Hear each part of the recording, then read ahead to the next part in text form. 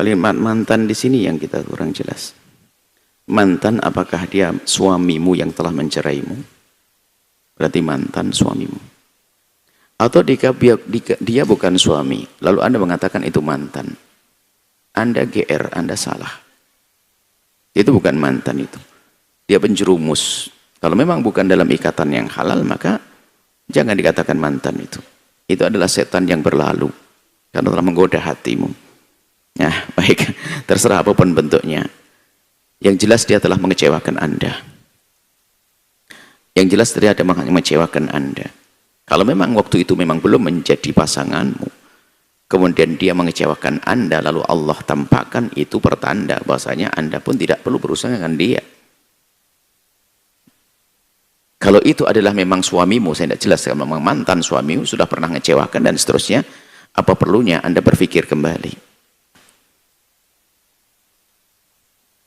Karena kekecewaan ini bukan berarti kita harus menyimpan dendam, oh tidak.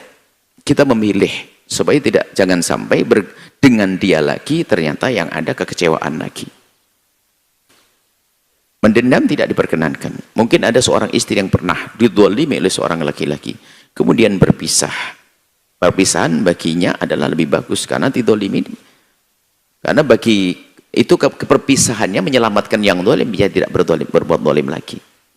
Sebab kalau masih dalam rengkuhannya mungkin terus berbuat dolim, mulai tidak memberi nafkah, mencaci, menfitnah dan sebagainya, kan sakit. Baik, ini jadi kalau memang dia adalah menyakiti Anda, mengecewakan Anda, ya Anda jangan berpikir ke sana. Menikah itu kan memilih. Yang sekiranya dalam dugaan Anda, dia akan membahagiakan Anda di akhirat nomor satu. Sehingga kalau ternyata sebelum menikah pun sudah melakukan sesuatu yang tidak baik, dia akan menyeret ke neraka. Maka jangan mau dengan dia, Anda harus cerdas. Belum apa-apa saya sudah ngajak ke neraka kok. Nanti masuk rumah tangga saya dikasih makan yang enggak benar, jangan. Jadi perempuan itu yang cerdas. Kalau ada laki-laki mulai jahil sebelum menikah, maka ketahuilah, dia telah menyeret Anda ke neraka. Anda harus cerdas. Sama seorang laki-laki ternyata kok tiba-tiba calonnya itu tiba-tiba kok melakukan sesuatu yang nggak pantas. Lo belum nikah kok sudah begini, ini nggak pantas jadi istri saya. Anda harus laki-laki cerdas. Bisa jadi memang dia perempuan rendah. Buktinya di depan Anda pun ngajak yang haram. Wah ini bahaya ini. Makanya Anda memilih dong dalam menikah itu. Memilih. Kan begitu diajar oleh baginda Nabi SAW. Memilih tungkahul mar'atu li arba'in, perempuan dinikahi karena kriteria-kriteria yang dijelaskan. Seperti itu. Memilih ini enggak. Memilih ya memilih. Kalau namanya memilih itu sebelum Anda jatuh cinta. Kalau jatuh cinta nggak bisa memilih. Biarpun disodorkan 1000 wanita cantik akan mengatakan tetap dia saja gula jawa rasa coklat. Dunia seluas daun kelor. Itu kan problem orang yang kasmaran itu. Kasmaran yang salah.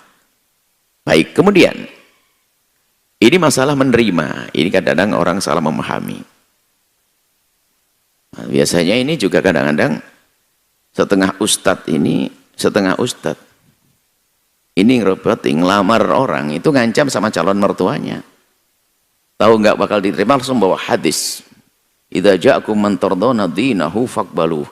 Kalau ada yang melamar anakmu, hadis Nabi, Pak. Kalau ada laki-laki muslim yang punya iman, yang agamanya kamu cocok, ngelamar kamu tidak kamu terima, wah awas musibah nanti. Wah ini kan maksa suruh nerima. Ini.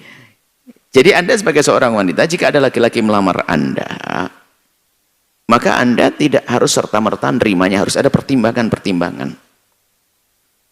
Ternyata bukan sekedar agamanya Islam, di situ kalimatnya indah di dalam Al-Quran. Sepertinya yang bertanya mengisyaratkan satu hadis, idza ja'akum man tardawna dinahu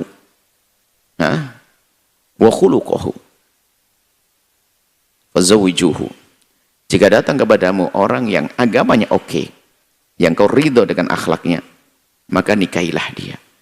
Nikahkan dengan anakmu. Jadi kalau memang ini, tardona itu apa? Ini kalimat, ini satu kalimat yang harus dicermati, kalimat tardona. Akhlak kok aku ridho, bukankah semua akhlak aku ridho? Oh enggak. Enggak begitu. Jadi ada kesesuaian. Sebab Nabi tidak mengatakan, idza ja'akum mutadayyinun, orang beragama. Tidak mentang-mentang orang beragama harus Anda terima. Oh ustadz dia, harus saya terima. Oh belum tentu. Selera Anda bukan begitu. Anda dengan ustadz nggak akan bisa. Jangan mentang-mentang orang beragama ini. Kalimat Nabi tardon, yang sesuai kau ridho, bakal bisa nerima dalam karakternya, wataknya, kebiasaannya, kesesuaian, kecocokan. Bukan sekedar agamanya baik, oh enggak. Tardona. Kalimat tardona itu kamu itu nyaman ke depannya. Itu adalah sesuai dengan hasab yang disebutkan oleh baginda Nabi. Ini ustadz muda, ini ceramah di rumahnya satu jamaah, kayaknya punya anak perempuan, langsung bawa hadis ini terus. Dan setelah itu turun mau ngelamar anaknya. Ini kan kacau. Akhirnya takut nolak. Padahal tidak sesuai.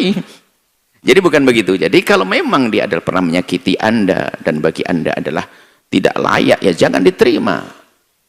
Berarti itu adalah petunjuk dari Allah. Dia telah mendolimi Anda untuk tidak Anda terima. Jadi Anda tidak menerimanya karena ada akhlaknya yang tidak baik, itu sah. Itu sah. Dan tidak akan menjadikan sebab Anda wah punya bencana. Yang nggak boleh adalah orang itu beragama benar, secara zahir akhlaknya juga oke. Kemudian Anda tanpa alasan apapun menolaknya. Maka ini adalah aneh, hati-hati. Akan jadi fitnah kabirun wa fasadun, fitnah ya.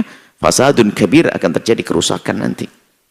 Nah, makanya termasuk menghindari kerusakan ini biasanya begini. Orang terlanjur jatuh cinta itu repot. Sehingga biarpun diberi oleh Allah yang lebih baik, dia menolak. Itu akan musibah pada akhirnya. Sehingga alangkah baiknya. Dan harus, wahai anak-anak muda yang masih jomblo dan sebagainya, jaga hatimu. Jangan suka main api. Nanti di saat Allah beri yang terbaik, menjadi susah menerima. Sehingga menjadi sebab bencana nanti. Baik, kalau memang orang tersebut pernah menyakiti Anda tidak boleh mendendam. Doakan semoga Allah memberikan pada istri yang solehah. Memang Anda tidak boleh mendendam. Tapi tidak boleh mendendam itu bukan berarti Anda harus jadi istrinya. Anda harus mikir panjang dong.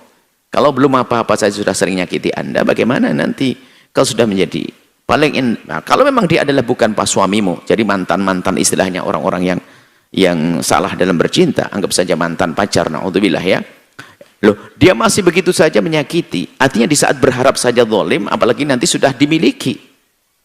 Paling tidak itu kalau berharap kan bisa pura-pura tidak al-kasar, pura-pura tapi belum apa-apa aja sudah berani zalim kepada Anda. Nyakiti Anda. Wah, ini kalau sudah menjadi pasangan Anda lebih serem lagi. Karena Anda sudah di bawah rengkuannya dimiliki oleh dia. Maka menolak dengan alasan-alasan akhlak yang tidak baik adalah sah. Menolak karena akhlak yang tidak baik adalah sah. Kecuali nanti ada keadaan tertentu yang Anda boleh menerimanya. Apa itu? Di saat Anda sendiri punya hajat yang mendesak, takut terjerumus dalam keharaman zina dan sebagainya, maka menikahlah dengan siapapun, biarpun laki-laki setiap hari nempeleng kamu. Karena hajatmu terpenuhi. Tapi kan hidup tidak seperti itu. Maksudnya apa? Zina itu mengerikan. Ada orang menghindar dari menikah tapi terpeleset dalam zina. Itu bahaya juga. Jadi yang bisa mengukur adalah Anda. Kalau memang Anda orang normal, aman, ya jangan diterima orang seperti itu. Tapi kalau Anda terdesak dalam urusan yang pribadi, maka menikahlah dengan dia, biarpun disakiti fisik Anda, akan tapi hajat pribadi Anda terpenuhi, lalu Anda tidak berzina. Tapi kan hidup nggak begitu. Pilihannya adalah laki-laki itu baik, yang Anda akan bisa mencintainya, yang dia bisa menghormati Anda bisa mengabdi kepada dia, kemudian Anda terjaga dari keharaman seperti itu. Wallahu a'lam bishawab.